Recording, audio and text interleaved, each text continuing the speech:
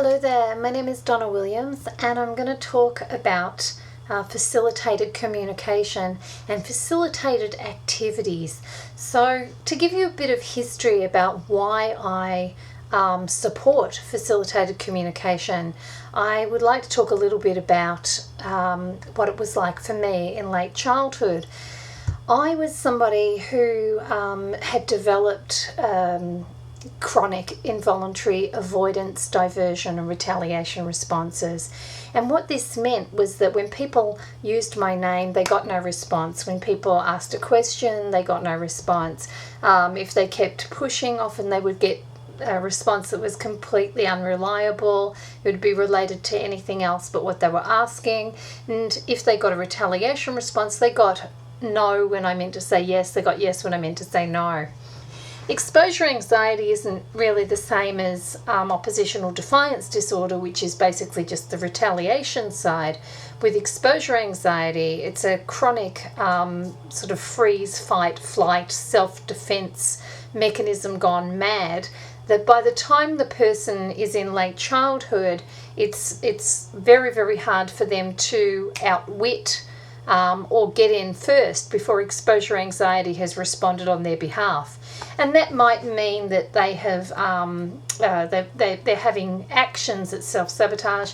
It might mean they're having communication that self-sabotages, and that's a very entrapping thing to have. So by the time I was 9 years old, as a person who'd grown up meaning deaf, I was echolalic. And I could store long strings from the TV, I could sing in any voice, I could do a load of TV commercials, but I couldn't answer something like, do you want a drink of water? So what happened was when I was 9 years old, I was beginning to understand language. So I had been 90% meaning deaf. And then I came to understand around 50% of language. But at the same time, retrieving words was extremely hard, and being able to get language out without compulsively self-sabotaging the language that was coming out, really, really hard. Even if I tried to direct my speech at a person, then exposure anxiety would peak, my communication would become a lot less reliable, and so the only way around that was for me to walk up in front of people and just chatter to myself. But it was so muttered and quiet and half strangulated, because as soon as I knew I needed to communicate, my throat would constrict, as in selective mutism.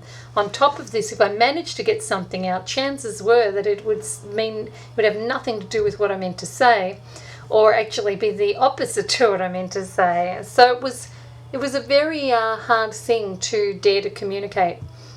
Between the age of 9 and 11, because of a number of interventions, I came to be able to understand speech better and began to construct sentences. But these were very clumsy, very stilted sentences and very simplistic. So I remember one of the sentences, I was in grade 5 and I wanted a chair, and I said to the teacher, I want chair here. And that gives you some idea. My friend said it was like watching paint dry, and that she would get kind of distressed about it and think, just spit it out. And so saying something more complex or more emotional generally was an invitation to verbal self-sabotage. So I generally just stayed in my own world and communicated with myself and my reflection non-verbally, so through noises, like that sort of stuff. So through noises, I enjoyed doing characterizations of myself, and I'd go off into scenes from things on TV that captured different feelings I was having, what I call talking in pattern, theme and feel. And I described that in a book called Autism and Sensing, The Unlost Instinct. But how I'm getting back to the facilitated communication subject is that when I was 9, my father did something really that changed everything. And he left a typewriter in my room. And as a result of this, I began to eventually dare to press the buttons, because I was a bit of a button presser. I liked to press elevator buttons and buttons that were just about everywhere. And I got quite excited about pressing cash register buttons. And so here were buttons. So I'd press these and they were printing little letters on the roller. And eventually there was paper left by the typewriter. It took me even longer to dare to acknowledge that, and then even longer to dare to put a piece of it in there. And so as I typed, now the letters were hitting the page, which was absolutely terrifying, because I was a person who had instant avoidance, diversion, retaliation against any connection I was making directly with my environment. So I appeared far less deep, far less intelligent, far less sane than I actually was. I didn't even know that I was capable of a depth of communication. I thought that the clunky verbal speech that I was getting to was as good as I could really do. But what happened with the typewriter is, because there was no exposure, I eventually began doing letter strings and sounding them out, and then I found pop, bob, pop, bob, pop, bob in the letter strings. And I then came up with a word inside and typed the letter string. So cat, come up with a word inside, type the letter string.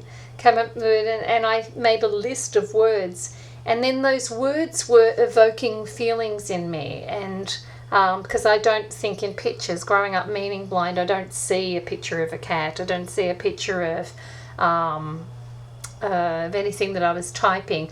I get the feel of that thing, or the emotional experience of how I would feel in its company. And I made these lists, these word lists, and then eventually by the age of 13 I progressed to writing these into strings. So I was writing poetry. So at school, whilst I was very, the only speech I used was very practical speech. In typing, I was able to use personal speech. I was able to use emotional speech. I was able to use very expressive, poetic speech that I couldn't have done verbally. But what was exciting for me was that the more I typed, the more I could then come to speak the things that I typed. So when I went to college, because I was doing the homeless thing in my teens because of the type of family I was from, when I was helped to go back into college, I found that that if I could type something, and I began to type essays, they were quite tumbled at first because the exposure anxiety stuff would pull everything all over the place. I couldn't really stay on the one track. But with remedial English, I was able to actually write things addressing specific points and able to write coherently. And then progressively I could start to speak the things I was typing, and so I developed academic speech. And this really passed quite well. So I had my very pragmatic speech. I want the chair here. I had my academic speech where I could rave on an academic topic that I'd already written an essay on. And these days, of course, I became an autism presenter, which I started out as a type speaker. So I didn't start out as a public speaker. I would type all of my interviews, all of my answers. I'd type all of my lectures, and I would stand there and I would read them. Because if I was to try to speak them, I wasn't able to process my speech at the same time as speaking it. I could hear and I could speak, but I couldn't do the two at the same time. And certainly if I did notice the meaning of what I was saying, anxiety would really rage, and it would be much harder for me to control my body and control my language. So when I was, my first book came out, Nobody Nowhere, was in 1991. And it was not long after that I met a young man who was in his teens who was using a letterboard with facilitation, with assistance. Now, this man had autism. He was diagnosed with autism, and he was also a person who had mild cerebral palsy. So it was understandable that this person who had a movement disorder could be guided in his his point communication. And this was around the time where the very first communication devices were coming out for people with autism. And he had a little Canon communicator that began to type out little tapes of, little paper tapes of things that he was saying. And the good thing about how his mother used his facilitated communication was that she already knew she wanted to fade out that support. She'd already gone from complete sort of finger control to beginning the prompt and then holding back and to feel which direction he was going in. And he had an immense exposure anxiety, which he was able to communicate about, this inability to control his communication, the fact that his movement wanted to go everywhere, the fact that he was feeling compelled to type things that were incomprehensible. And so what this was giving him was an ability to attribute the responsibility to somebody else, so that his exposure anxiety could relax enough to allow the communication out. In other words, this isn't me, I'll just let come out whatever's going to come out. So, but she was, as his facilitator, was wise to this and understood how it worked, and so she progressively faded the support as his exposure anxiety would decrease and allow more communication out. And eventually she came to just holding his elbow, and he would do the typing. Then she came to just be able to tap him on the shoulder to keep him on task, and then he would do all the typing. And he became one of the first independent communicators who had come through facilitated communication. He went on to win a Young Writers Award. He asked through facilitation, he asked his special needs school, when are they going to teach him art, history and physics? And then he got to go on to college. He left the special school. He had to fight tooth and nail to do so, because of course they believed, how could they have somebody in there who they thought was not intelligent for all these years? Surely if he was that intelligent, he'd be able to answer things to the prompt about the ABC, about A, B, C, D, E, F, G. And he then typed that he felt that he was basically being treated as such an idiot that he entertained himself by watching them get wound up and frustrated in him not being able to give them the right answers. So this young man went on to be a published author. He's in a number of works. One of those works is Autism and the Myth of the Person Alone, which is edited by Doug Bicklin and contains a whole range of authors with autism who were people who developed communication through facilitation that had become progressively faded out to the point they were independent communicators. And in those early days, of course, there were people who had been through all kinds of experiences. There were who were now talking about what had happened to them. They were talking about it through typing. And of course, professionals did not necessarily want to hear what they were saying.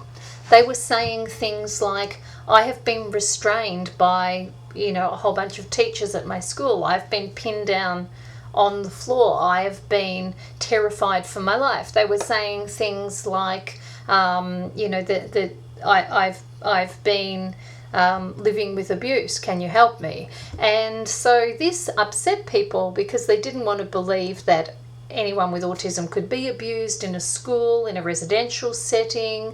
They didn't want to believe that anyone who was a professional or a therapist or a carer or a teacher could abuse a person with autism. They didn't want to believe that people with autism could be traumatized and holding on to those feelings, unable to communicate them. This was extremely distressing for people. So it was much easier to believe that no, all is good in the world. All people who work with and live with people with autism could never possibly mistreat them. They could never possibly lose their own anger management and abuse them. No person with autism could ever have been abused within their family. Even if other children are, there must have been something magical about people with autism and their magical families that abuse could not possibly have happened there.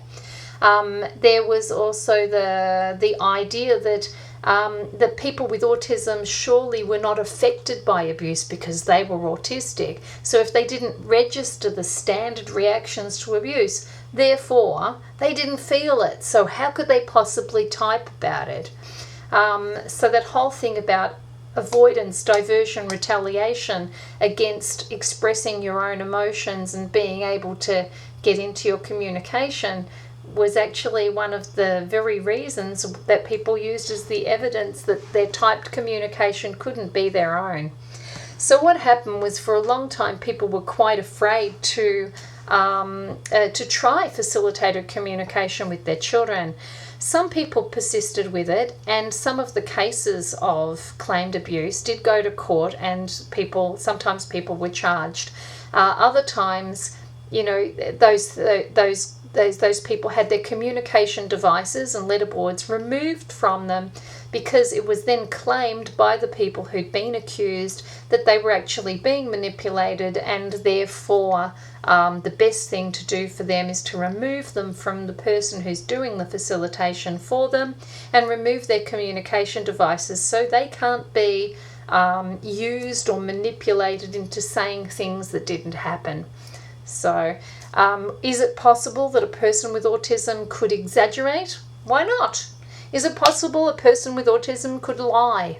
Why not? Is it possible a person with autism could have suggestion put to them and enjoy encouraging a therapist, a carer, a teacher to stay interested in them through continuing or embellishing their story?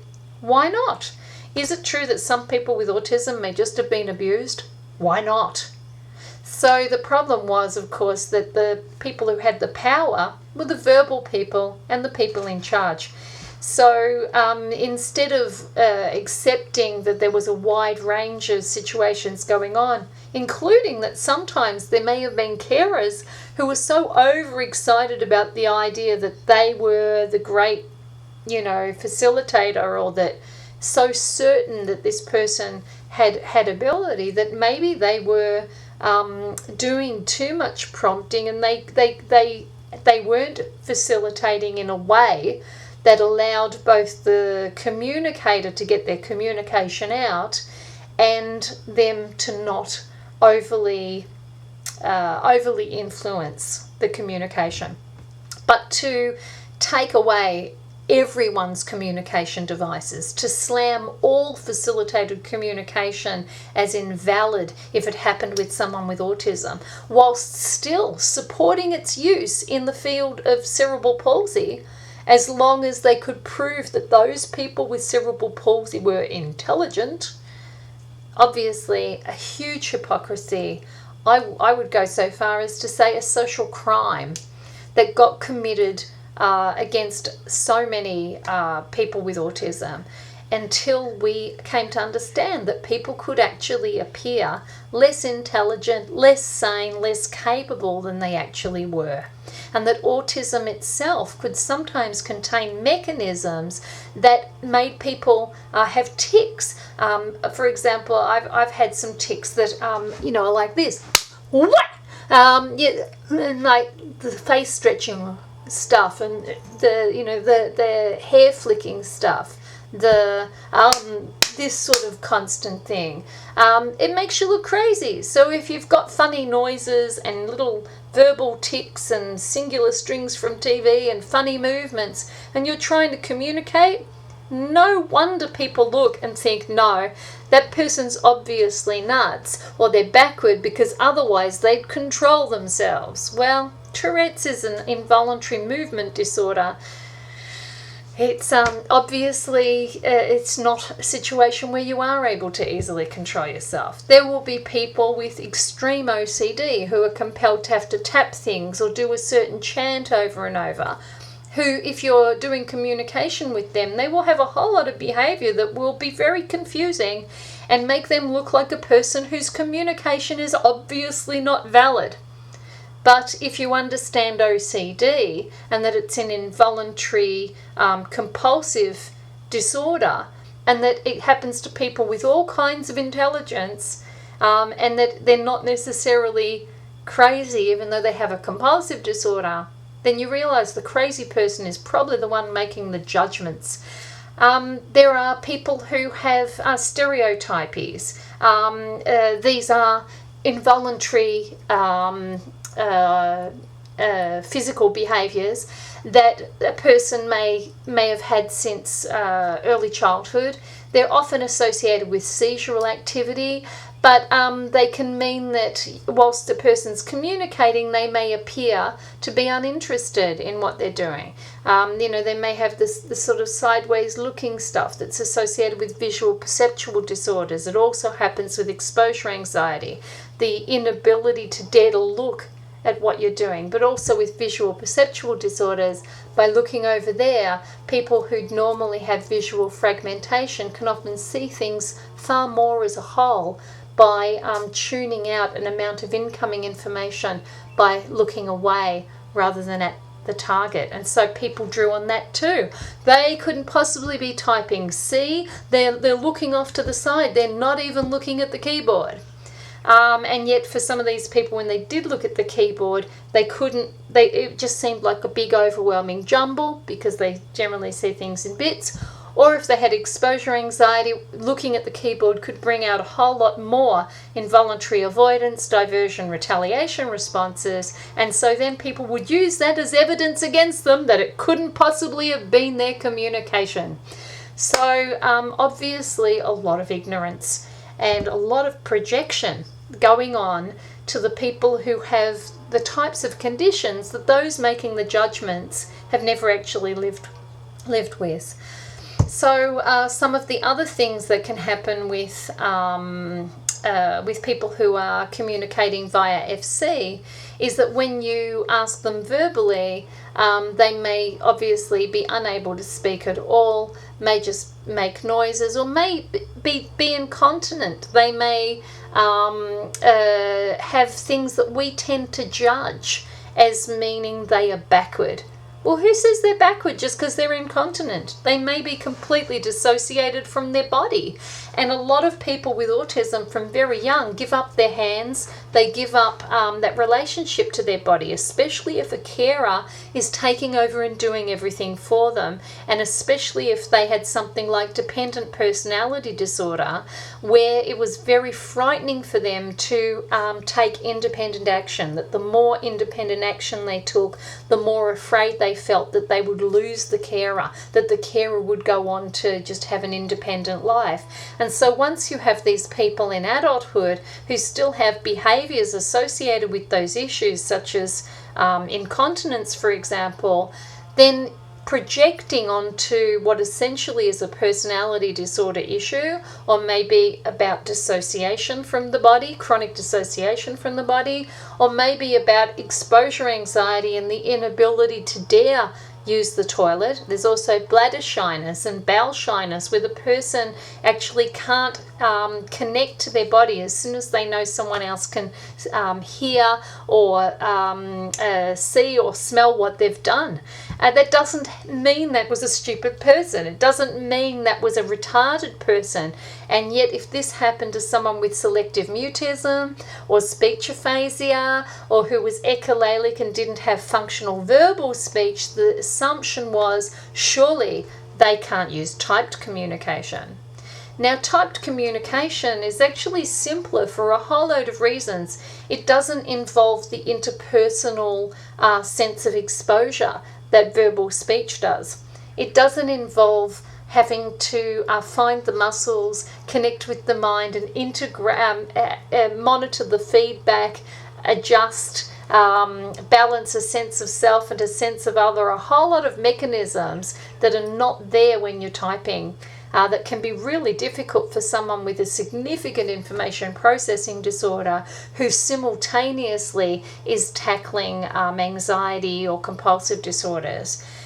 Typing is also, it gives a person more processing time, but it also comes from a different part of the brain to the part that does verbal speech. And so people can actually have speech aphasia with their verbal speech, but be unaffected in their ability to type.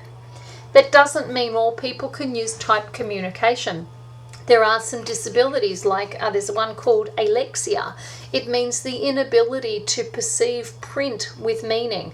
So you even perceive letters and print with meaning. And there are some people with brain injury, including some people with autism, who may be completely unable to perceive print with meaning.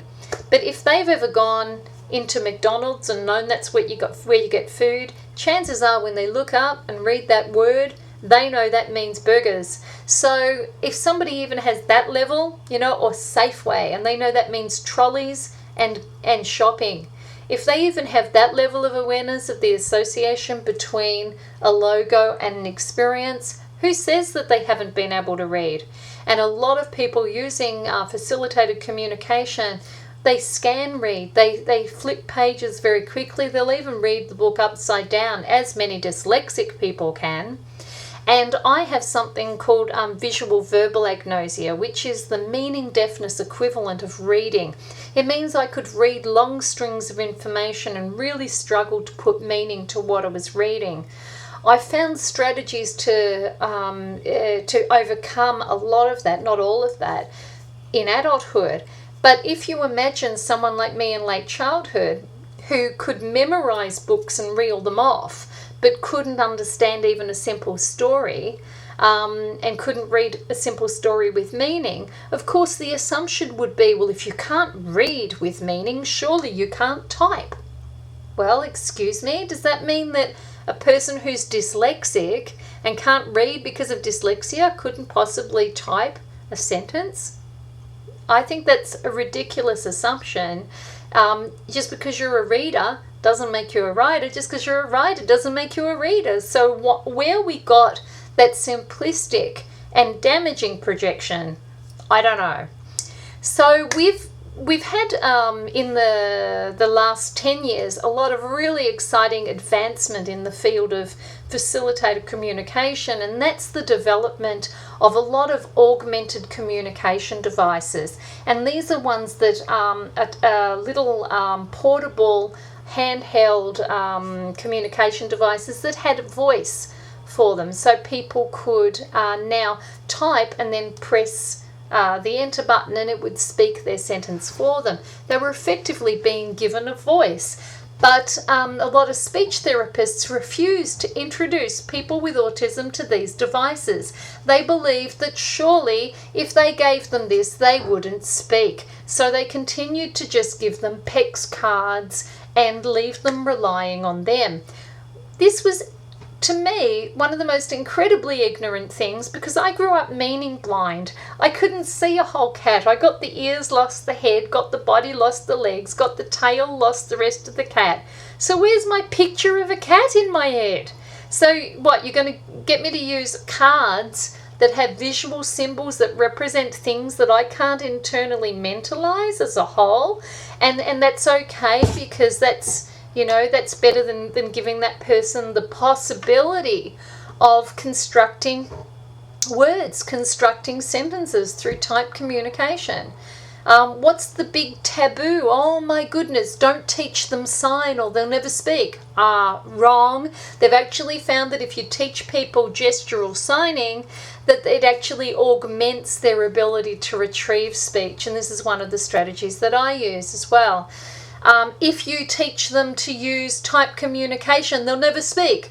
Wrong. Actually, some of the people who began with facilitation and then that extended to reduced facilitation to the point that they were independent typers, once they had voice communication devices, they began to mimic the voice. And some of those people now speak. For example, there was a film, Wretches, and jabberers, which is a wonderful example of two men who were functionally nonverbal, who used facilitated communication. Through this, developed independent typing, through mirroring the voice communication on their devices, came to be able to speak what they had typed, and then they came to be able to speak it as they typed, and then they came to be able to think in typing and speak as they thought in the typing.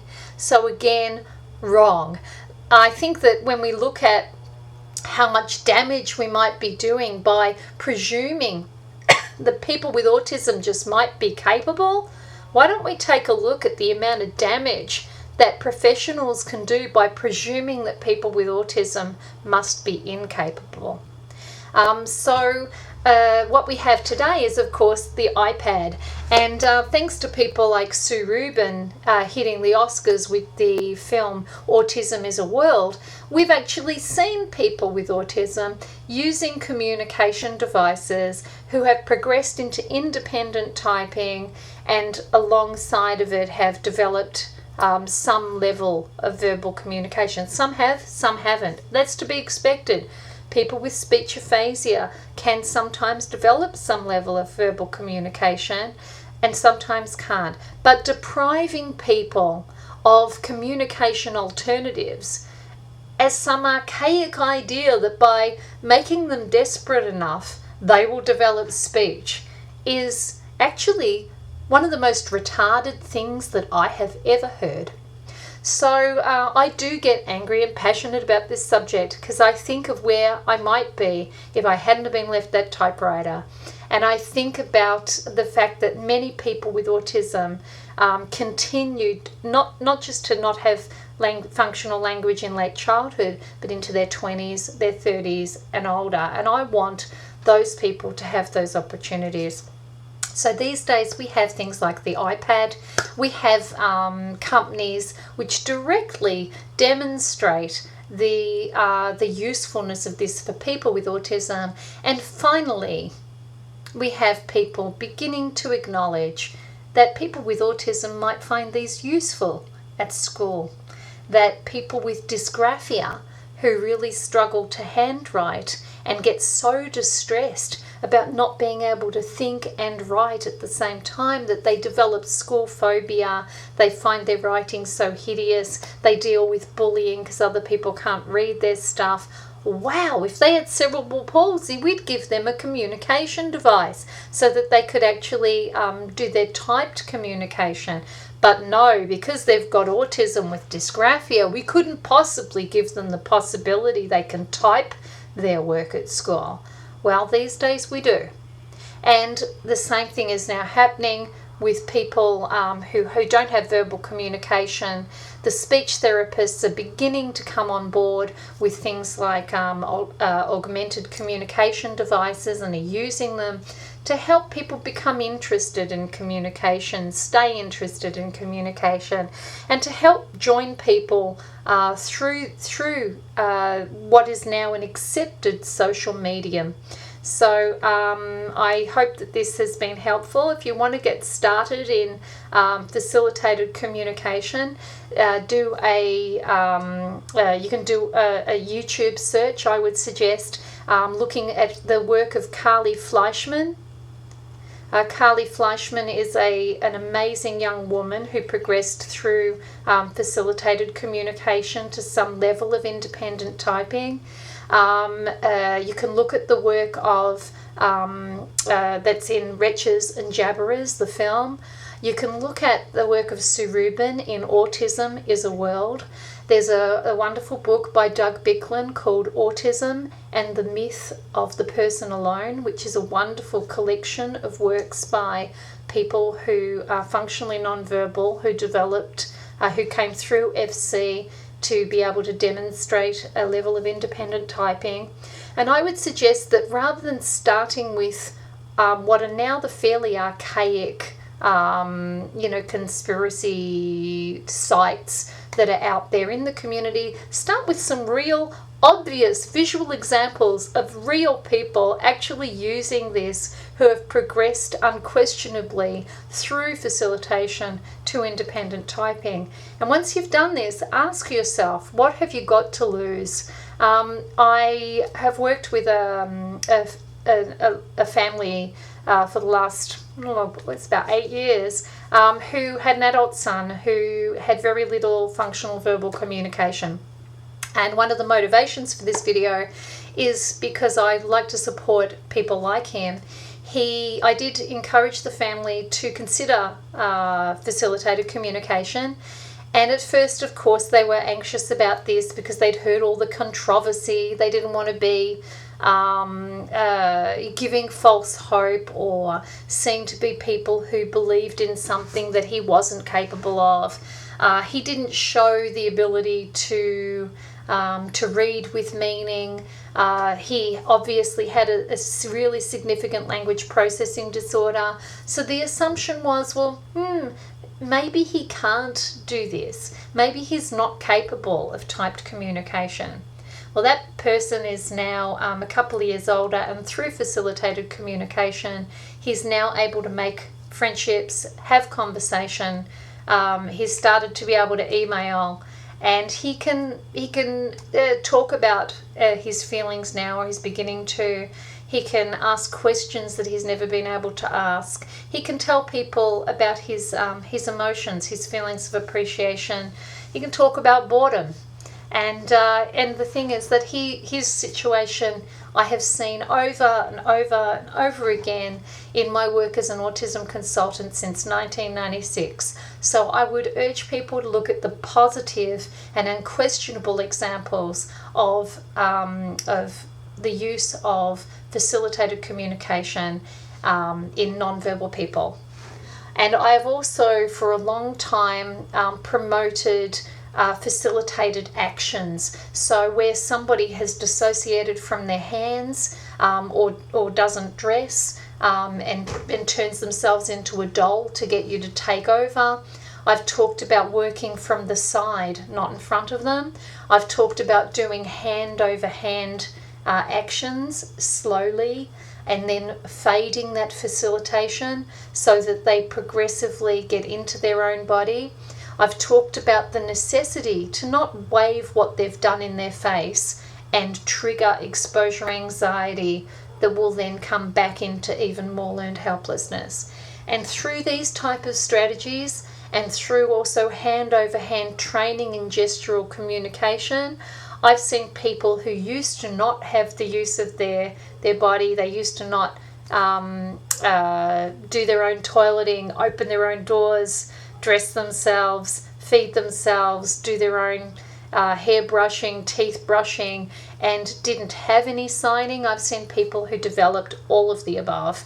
And so that to me demonstrates that facilitated communication is just one type of facilitated activity that can be done respectfully with people with autism, particularly with people who have very high levels of involuntary avoidance, diversion and retaliation responses because of chronic exposure anxiety, especially with people who have come to dissociate chronically from their body, especially with people who have developed severe learned helplessness as part of dependent personality disorder and fear independent action, especially with people who are riddled with involuntary and compulsive verbal and motor tics or OCD related rituals that interfere, or stereotypies that interfere with their ability to connect with volitional communication and volitional activity, voluntary activity. So there's also another website that may be interesting, and it's called Letterboards, and it's run by somebody called Lisa Edmonds and her daughter Sydney. Sydney Edmonds is another one to look out for, a wonderful, talented young teenager with autism who uses typed communication. and she is largely facilitated in that communication, but she does do some typing that demonstrates that it's not purely a matter of her being facilitated. She has really significant hypertonia and involuntary physical behaviours. So I just think that looking at her work is just so wonderful as an example of the personhood that is often trapped within people who present as being much less insightful, deep, funny, brilliant, creative, whole people that they are often able to then demonstrate through facilitated and augmented communication. Thank you for listening to me, and I hope that you take this forward into your explorations. Bye.